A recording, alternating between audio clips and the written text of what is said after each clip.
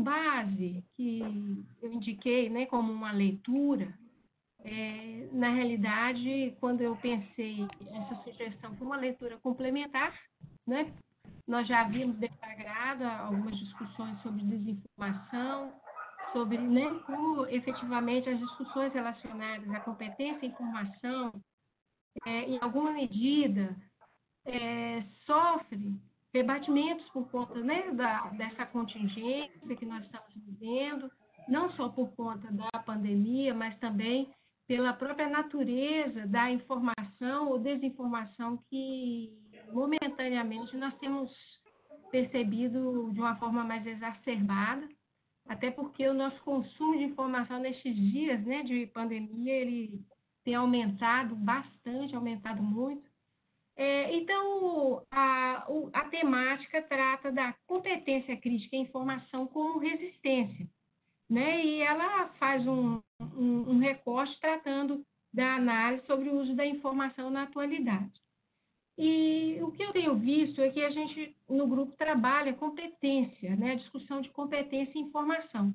E recursivamente, nós temos visto algumas discussões na área tratando de competência crítica em informação.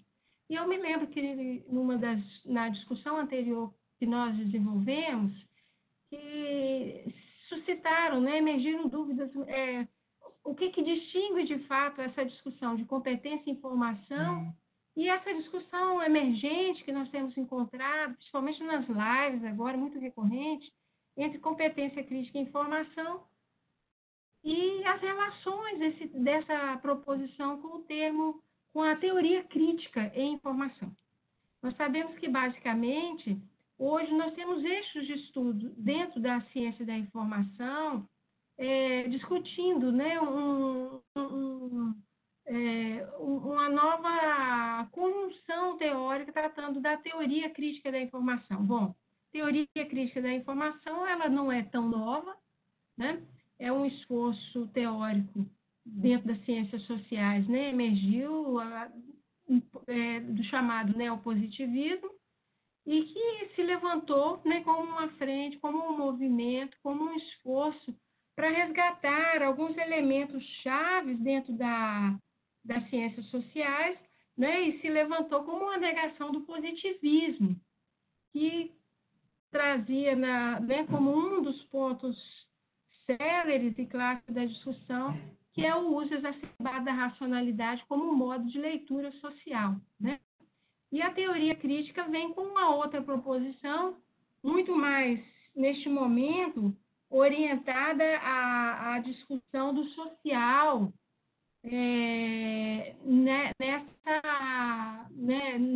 nesse caminho, nessa dinâmica de leitura da sociedade como uma visão, né? Então, a teoria crítica ela tem sido estudada e hoje a discussão de competência crítica e informação ela vem como um esforço de trazer para o nosso campo esse amplo espectro de discussões que também sempre existiu no campo, né? Nós temos alguns esforços teóricos desde a década de 80, já trazendo esses apontamentos, mas que ainda não ainda não se apresentaram de uma forma tão robusta e que agora estão sendo retomados, né, numa discussão bastante interessante. Então, eu havia dito para vocês que nós vamos trabalhar 4 aproximações. Claro que essa primeira aproximação, então, ela propõe essa discussão entre informação e cidadania, a partir mesmo dessa discussão entre ética, né? Uma ética regulada pela política. Se a gente olhar a introdução do texto para quem leu, ela diz que essa discussão da ética, né, desde a sua base filosófica, ela se propõe, né, ela traz um resgate desde a ética fundada em Aristóteles, né, e que não pode ser dissociada uma ética bastante relacionada com as questões da política. Não essa política como nós, né, vulgarmente discutimos, mas uma política que se relaciona muito mais que envolve toda a sociedade, né, como ela disse, e que atravessa o mundo da vida, a própria vida social. Aquilo que está posto no pole, naquela reprodução da nossa dinâmica social de vida, aquelas ações relacionais que nos conformam, né, que vão nos constituindo numa sociabilidade.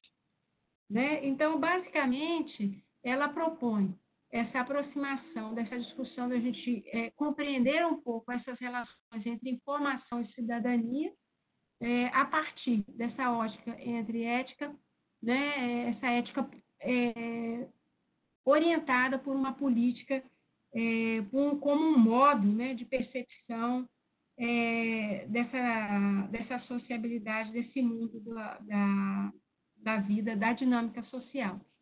Né? E propõe também essa junção com o que ela chama de competência crítica e informação para análise da verdade via pensamento crítico e reflexivo. Né? E aí toda a construção discursiva da autora vem no bojo desse eixo, dessa primeira estruturação.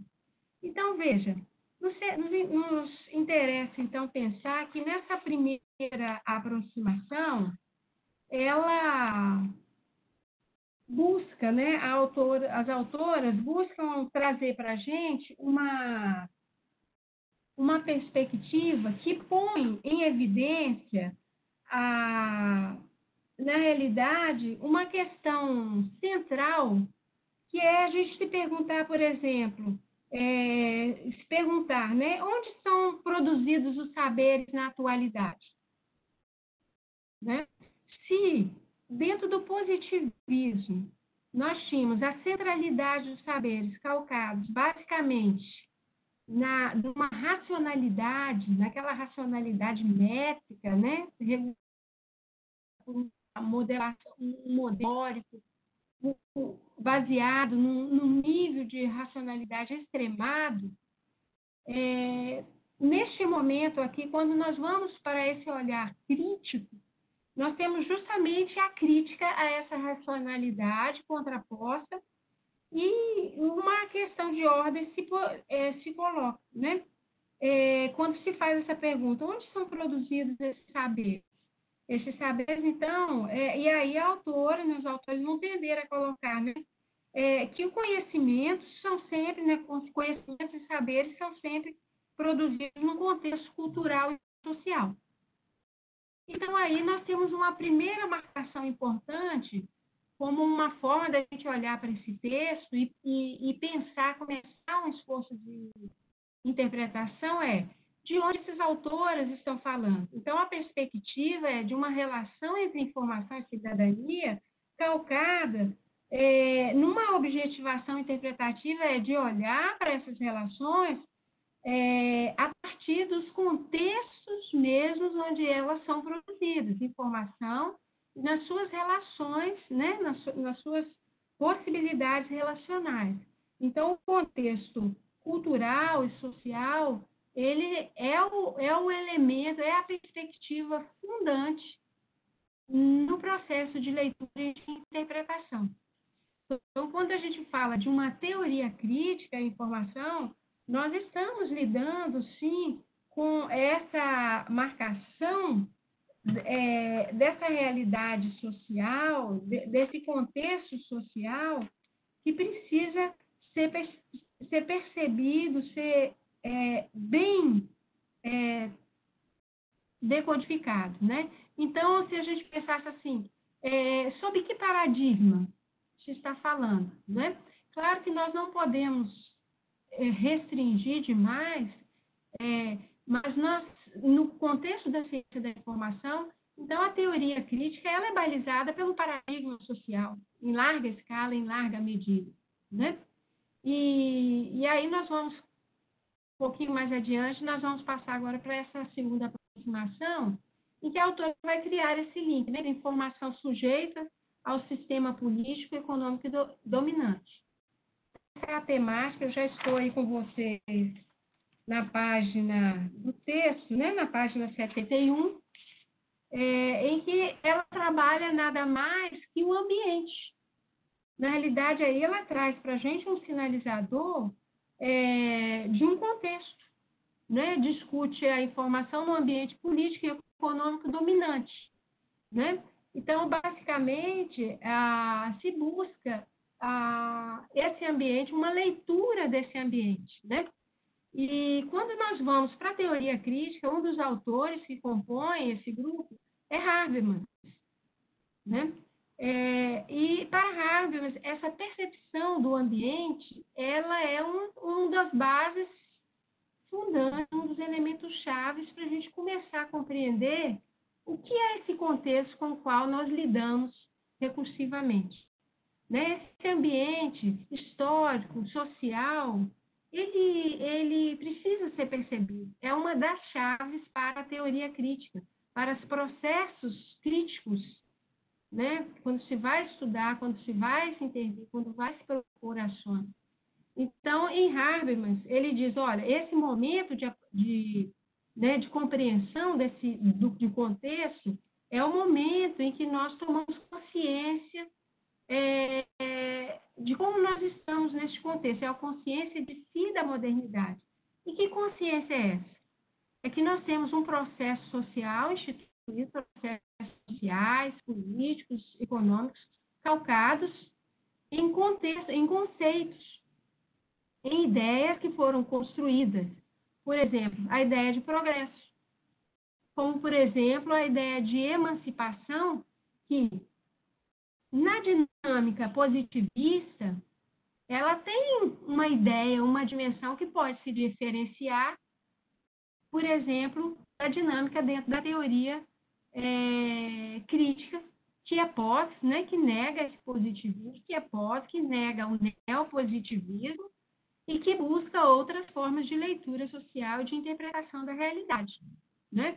Então, as ideias de progresso, emancipação e liberdade, elas são revistas e revisadas no positivismo, no neopositivismo. Essa noção de racionalidade, ela é levada à sua máxima potência, na teoria crítica ela é negada, porque o que se quer justamente é repensar e rediscutir.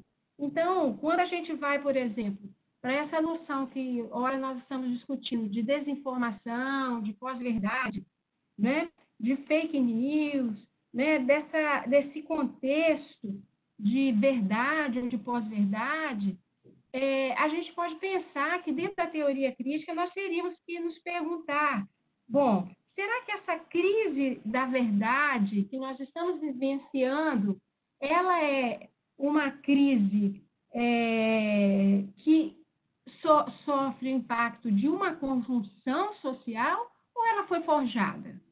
Nós temos hoje, socialmente, um conjunto de projetos em disputa, como também nós temos modos diferentes de interpretar. Por exemplo, se eu perguntasse hoje para vocês, nesse contexto agora, assim, quais são as causas da pós-verdade? Né? Como é que nós discutiríamos essas emergências? Nós temos, claro, várias questões a serem levantadas, mas, por exemplo, a pós-modernidade, os aspectos discursivos teóricos da pós-modernidade têm trazido alguns impactos para esse contexto aberto que nós temos hoje. Hoje tem sido atribuída aos discursos de pós-modernidade essa ativação exacerbada, a própria negação da verdade, né? Existem grupos de extrema-direita trabalhando o negacionismo científico, questionando, trazendo dúvida, não negando a ciência, mas semeando dúvida sobre as práticas da ciência, né? O próprio esforço cognitivo que nós fazemos, e aí a gente tem aí o viés cognitivo das nossas práticas de vida, de leitura, de uso da linguagem, ele também traz impacto, por exemplo, porque quando a gente tem que consumir uma informação que nos causa sofrimento, nós temos uma tendência natural de negar essa informação. Então, nós temos aí uma conjunção de elementos que estão sendo hoje estudados dentro da teoria crítica. Então, estes exemplos que eu citei, do negacionismo, né, desse viés cognitivo, né, dessa relativização exacerbada, tem trazido para a gente alguns impactos, né?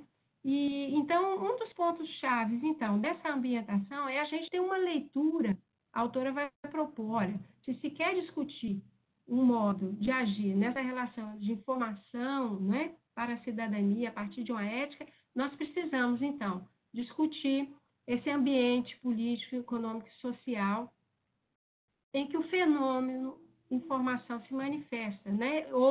E nem só isso, mas de que forma esse ambiente interfere no nosso modo como nós nos apropriamos socialmente do mundo da vida, né?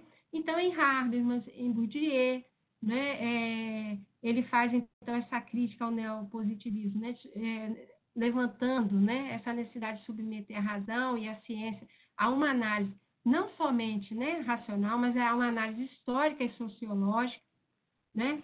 Então, na teoria crítica, nós temos essa análise muito marcada e um desses autores chaves vão trazer para a gente também uma discussão que será chave dentro dessa base metodológica que o texto vai propor, que é a análise do ambiente a partir da noção de regimes de informação, que eu acho que é uma questão que nós ouvimos regularmente falar, mas nós pouco discutimos ainda essa questão, né? Da mesma forma que em Foucault, você já deve ter ouvido falar de essa discussão dos regimes de verdade, né? Em Fromm, dentro da ciência da informação, nós temos o regime de informação sendo tratado, sendo discutido, e a teoria crítica e essas discussões que a autora vai propor está muito fundada e calcado nesse conceito de regimes de informação e, na realidade, hoje traz para a gente esse resgate, né, de como nós podemos discutir modos sociais de produção de informação. Né? Um regime de informação nada mais é do que um regime dominante. Vários regimes de informação estão em disputa. Mas existe um que predomina, existe um que domina. Então, quando existe um regime de informação dominante, esse regime define a hegemonia, assume certa hegemonia discursiva. Então, as narrativas serão trabalhadas, serão construídas a partir dessa dominação, dessa perspectiva, desse ponto de vista.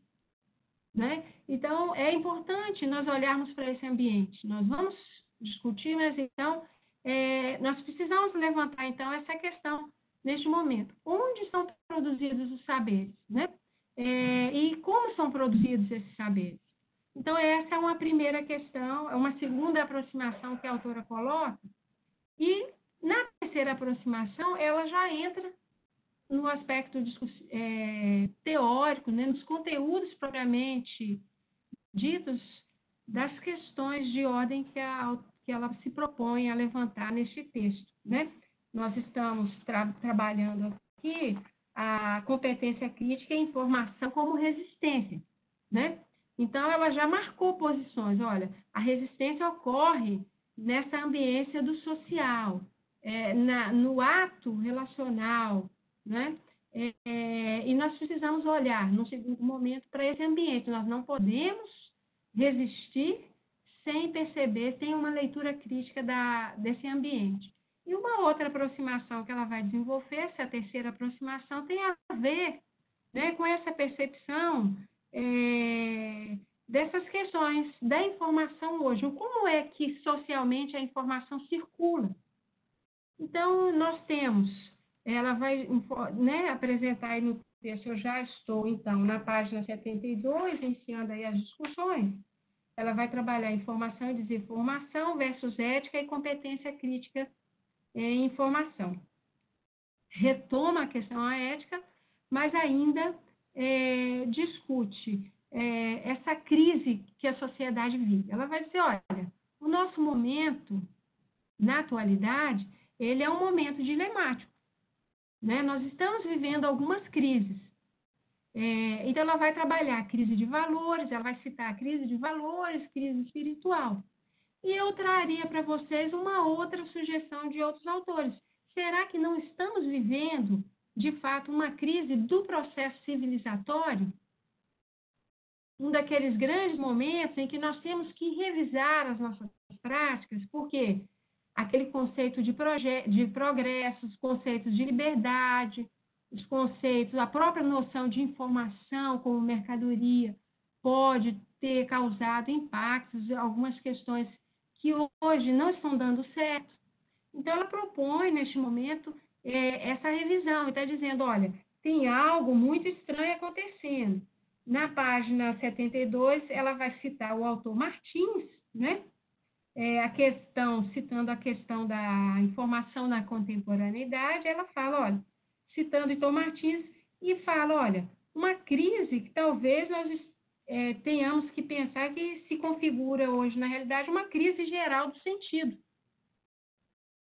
E traz aí para a centralidade uma questão que nós todos discutimos, mas às vezes nem sempre percebemos, que é o uso exacerbado dos meios de comunicação e o uso da linguagem, entrando nessa lógica de disputa como um elemento, né? As narrativas hoje são as narrativas que definem aí as lógicas de poder, né? Então, a linguagem, o uso da linguagem tende a definir muito essa lógica discursiva, né?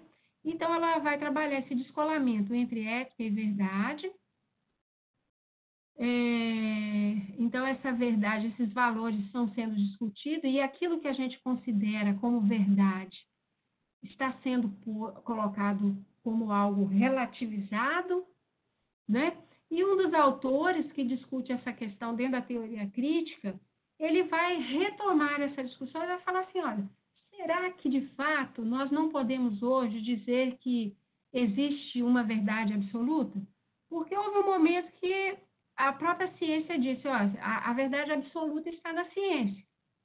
Aí chegamos em um outro momento em que se diz, olha, a ciência não responde pela verdade absoluta. A ciência hoje, ela é uma possibilidade de interpretação da realidade, portanto, uma forma de ver e perceber, interpretar e produzir algum tipo de verdade, como o senso comum, como a filosofia tem a sua posição, como a religião, né?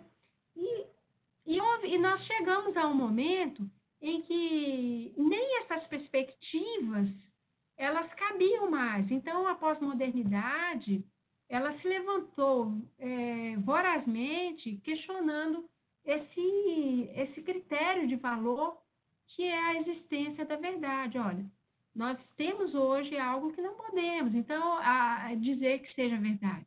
Então, isso veio muito marcadamente no discurso, não só dentro da ciência, mas também, né, dentro desse espraiamento social, porque isso foi um facilitador, e hoje a gente tem essa questão.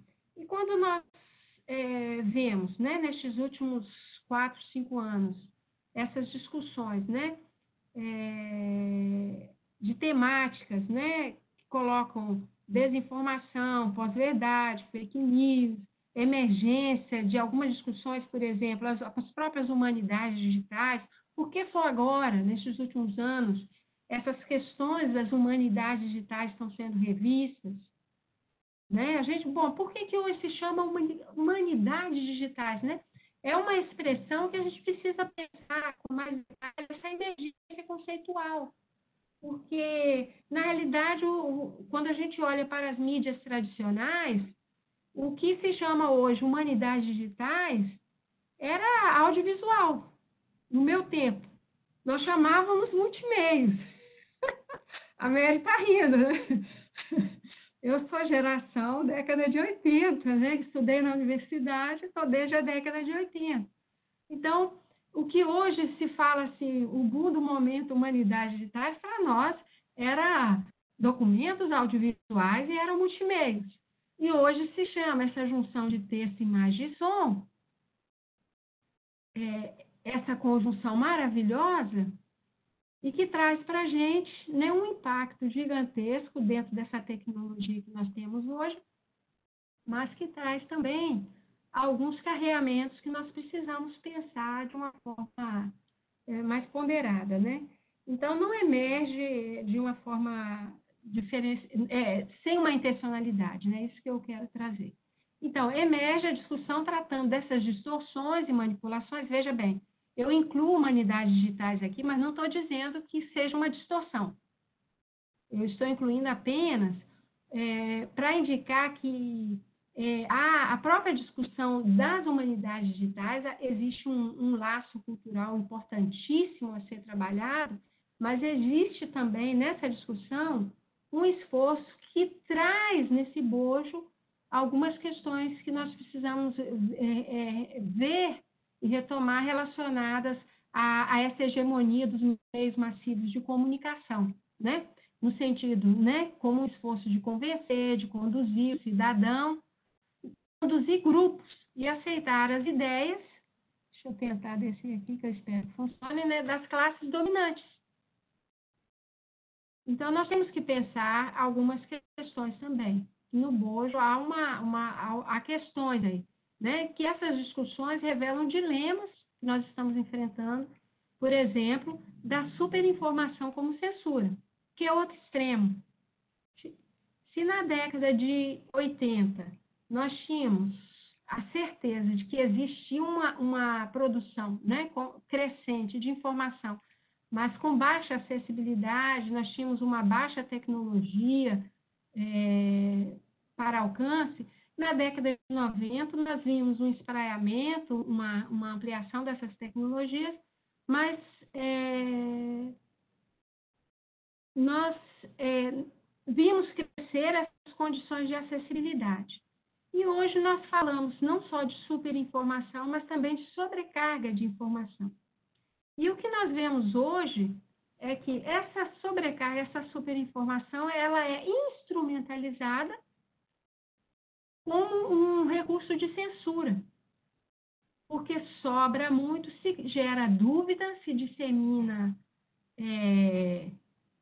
questões que nos impossibilitam de confirmar e olhar para a verdade.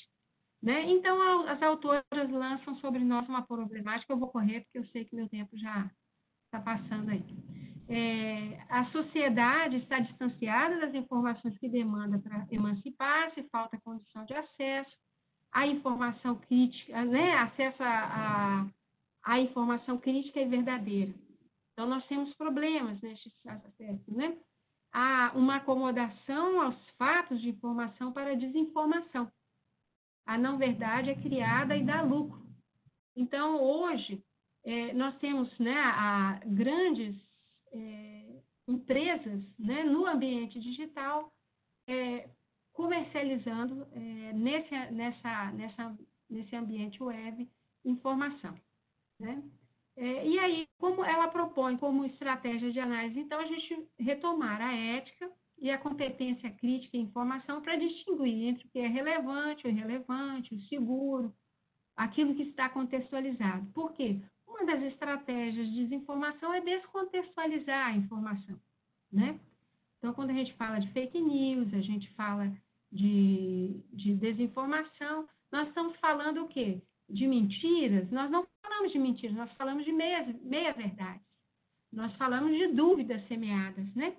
Um pouco de verdade e alguns fatos que podem apontar alguns elementos de verdade, mas uma vez descontextualizado, a gente perde todo o valor dessa informação. E ela traz um outro aspecto clássico dentro da nossa área, que é discutir, revisar a mediação da informação como prática.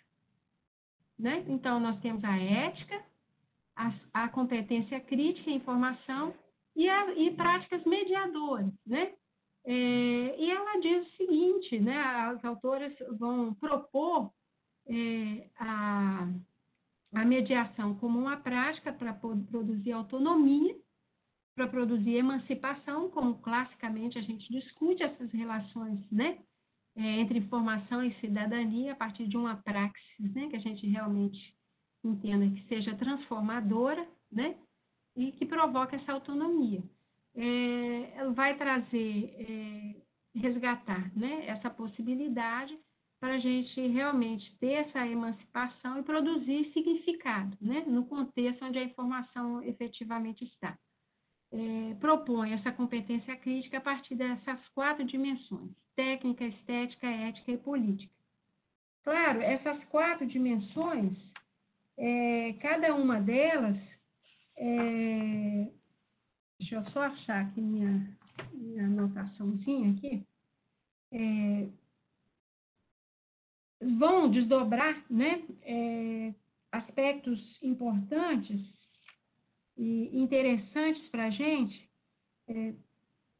tratando, né, na dimensão técnica, por exemplo, as habilidades de busca, acesso, avaliação e uso da informação, típicos da competência em informação, né, mas que a gente sabe que não podem ficar mais restritos, né, o indivíduo, na sua sociabilidade, ele precisa ser olhado dentro de um contexto e não pode ser percebido só apenas nesses aspectos, né?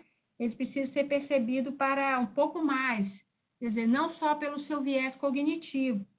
A dimensão política precisa ser percebida, né, nesse exercício da cidadania.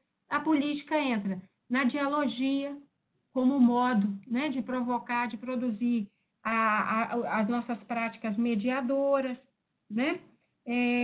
A ênfase no pensamento crítico reflexivo, e ela vai trazer algumas dimensões sobre, por exemplo, o processo de formação do profissional bibliotecário. Defende aqui um processo de formação entre o bacharel, o bibliotecário bacharel e o bibliotecário licenciado. Por quê? Ela tem uma proposta propõe, né, uma pedagogia crítica como estratégia de formação e de mediação profissional dentro da nossa área, né? Então, nesse sentido, as ações de resistência passariam por um processo de formação que considere uma pedagogia crítica também na nossa prática mediadora. As mediações da informação, elas não poderiam ocorrer dissociadas dessa leitura crítica, né, dessas práticas de mediação. E a gente tem depois a mediação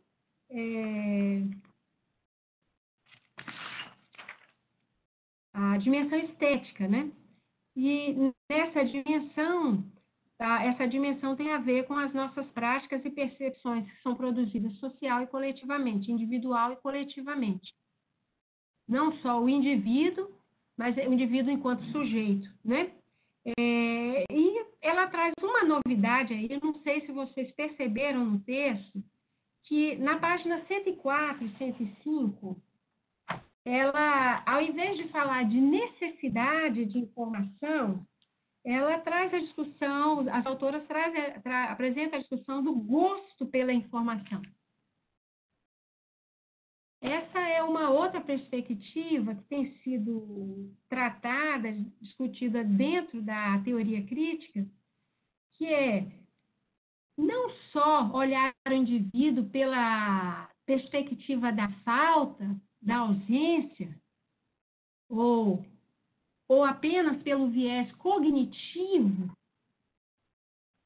por uma visão restrita que o paradigma cognitivo traz para o sujeito, mas observá-lo contextualmente a partir do gosto, pelas percepções de natureza ética e estética que ele é capaz de prover e de construir. Então, no pensamento crítico, sob essa visão, não cabe, não comporta nós falarmos apenas de necessidade de informação. Nós precisamos falar de gosto pela informação, né? E esse gosto, inclusive hoje nós temos um livro já que está sendo socializado, se vocês quiserem depois eu posso encaminhar esse link para vocês, que se quer, na realidade, a informação sendo trabalhada a uma dimensão maior, por exemplo, para pensar a informação útil que chega ao indivíduo, útil na perspectiva dele, não da nossa. Porque, classicamente, a dimensão técnica, a gente avalia o indivíduo pelo estudo de usuário, a gente olha para ele ele é olhado a partir de questões, e aqui nós estamos falando de um esforço obrigatório de olhar o indivíduo, sujeito, a partir de onde ele está mesmo e pelas demandas que ele mesmo é capaz de gerar, e não com aquelas que nós queremos interpretar e aplicar para ele, como classicamente a gente observa, por exemplo, dentro de um catálogo de biblioteca, né? Os canais-chave de acesso, autor, título e assunto, e se o indivíduo ele tem uma outra dinâmica de leitura, de usos, de usabilidades, nem sempre o catálogo, nem sempre as nossas práticas mediadoras conseguem alcançar esse indivíduo, né? Então, ela faz essa crítica e vai trazer para a gente aí dois conceitos, né, duas questões importantes. Competência em informação, então, significa a construção dialógica de um comportamento informacional apropriado para comportamento de quem?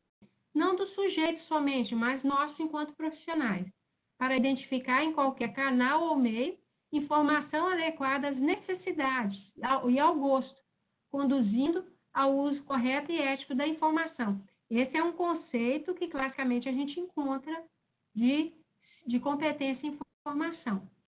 E ela vai apresentar o conceito de competência crítica como essa capacidade para sobreviver, construir consciência crítica e assumir certo nível de controle sobre a dinâmica informativa e discursiva do ambiente digital, neste momento digital, mas não necessariamente somente digital.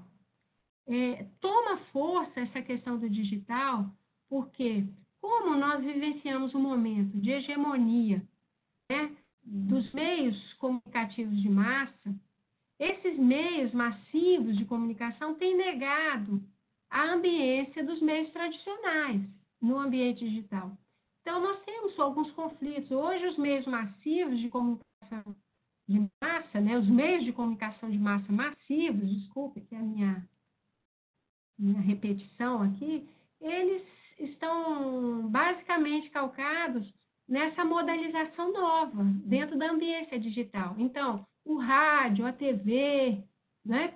Esses meios clássicos, eles têm sido desapropriados, eles têm sido minimizados, né? Isso traz também algumas problemáticas aí na caracterização. E, por último, para eu dar conta de fechar aqui a tempo, a última aproximação que ela traz, então, levanta como discussão de fechamento, é refletir sobre o papel. Então, ela já refletiu sobre o ambiente, né, sobre uma base fundante para olhar para esse ambiente, que é pelo viés da ética, da política e da teoria crítica. Nós refletiu sobre as nossas bases teóricas, sobre as nossas práticas, e nessa quarta aproximação, ela propõe uma discussão desse papel dos profissionais dentro da competência crítica e informação, né, para se produzir, de fato, uma teoria crítica e informação. Como a biblioteconomia pode ser vista como uma forma de viver e praticar estudos críticos? Essa é a questão de partida que no desfecho do artigo ela propõe, né? E propõe, claro, algumas possibilidades de discussão, então.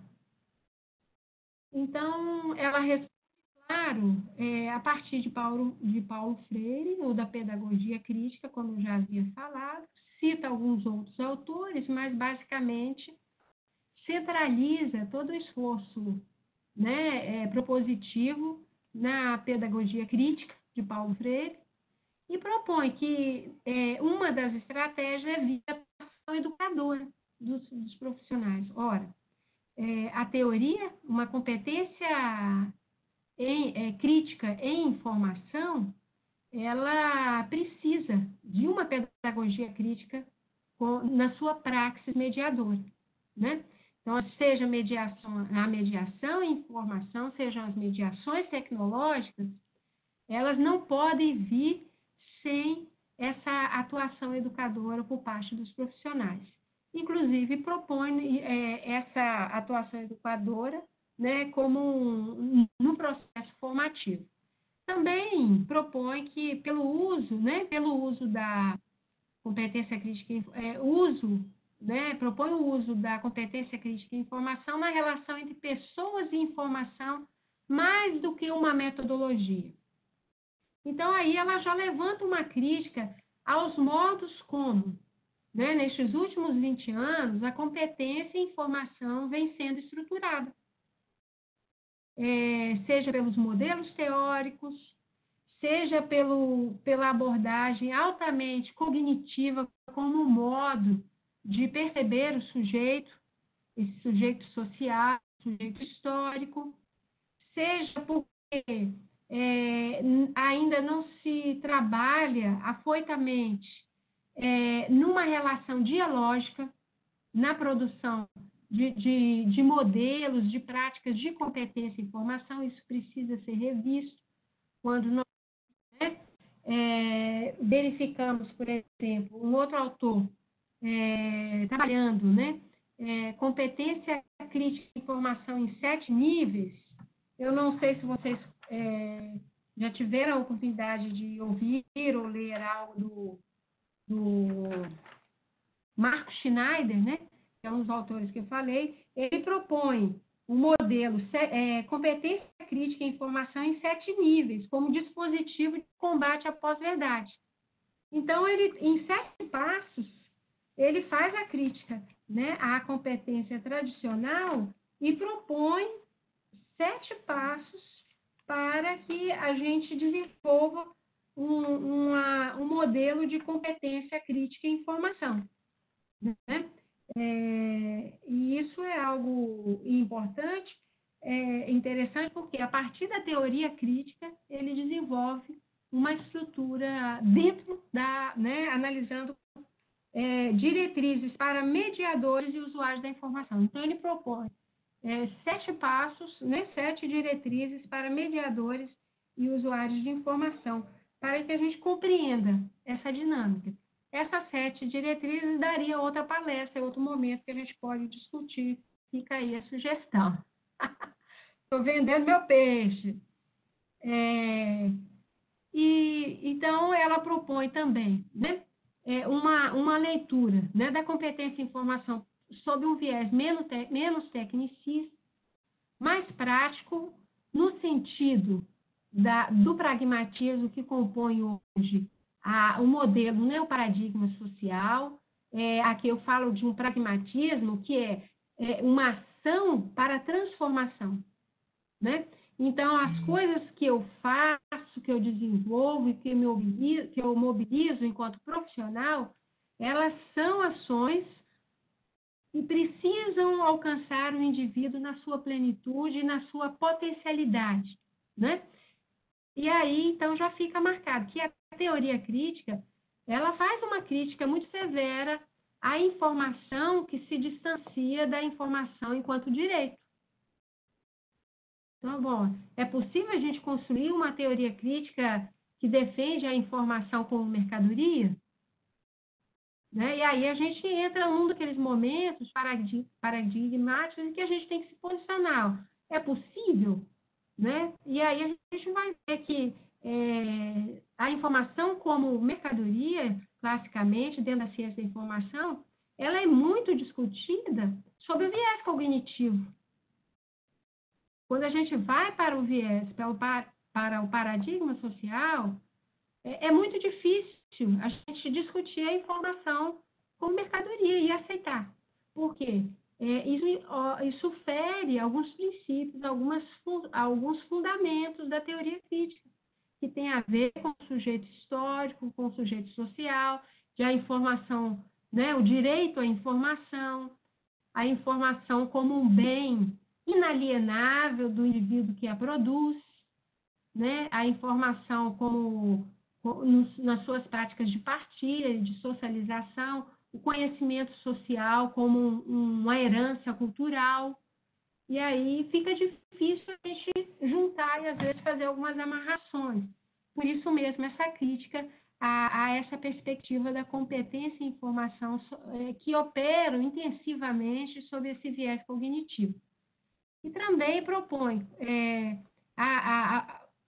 essa análise, né, dos fatores socioeconômicos e culturais dos sujeitos, não apenas a partir desse viés, né, desse uso eficiente da informação, sob esse viés cognitivo, como eu já falei. E, por fim, propõe a partir da pedagogia crítica de Freire, né? Então, reconhecer que nós operamos hoje com um modelo que faz circular a informação, um modelo de mediação, que ele muito mais reproduz esse sistema bancário que o Paulo Freire, né, na pedagogia do oprimido, faz a crítica. Né? Aquele sistema em que a gente apenas disponibiliza torrencialmente informações previamente definidas, descontextualizadas e dissociadas dos interesses e das lógicas de vida dos sujeitos, né? Ela recomenda, né? Então, tomar a crítica como eixo filosófico para fundar as nossas práticas e também utilizar a competência crítica como ferramenta de resistência, claro, né? Ela faz as autoras desenvolvem essa discussão, trazendo, né, a potencialidade da competência em informação como um dos grandes eixos mediadores de informação, mas uma competência crítica em informação que precisa ser revista em alguns dos seus aspectos, algumas das suas nuances, por quê? Do ponto de vista do sujeito, ela precisa ainda dar protagonismo, atribuir protagonismo a esses sujeitos.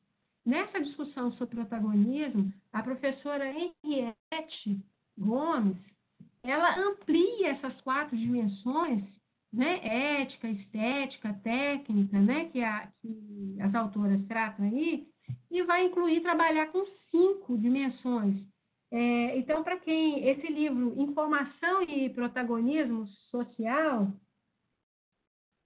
foi produzido, deixa eu ajeitar aqui, foi recentemente publicado, em 2017, a professora Henriette com a Ildenise, lá da UFBA da Bahia, elas discutem, né, informação e protagonismo social e trazem essas discussões, né, uma coletânea extremamente interessante e que apresenta para a gente alguns aspectos muito interessantes para a gente pensar.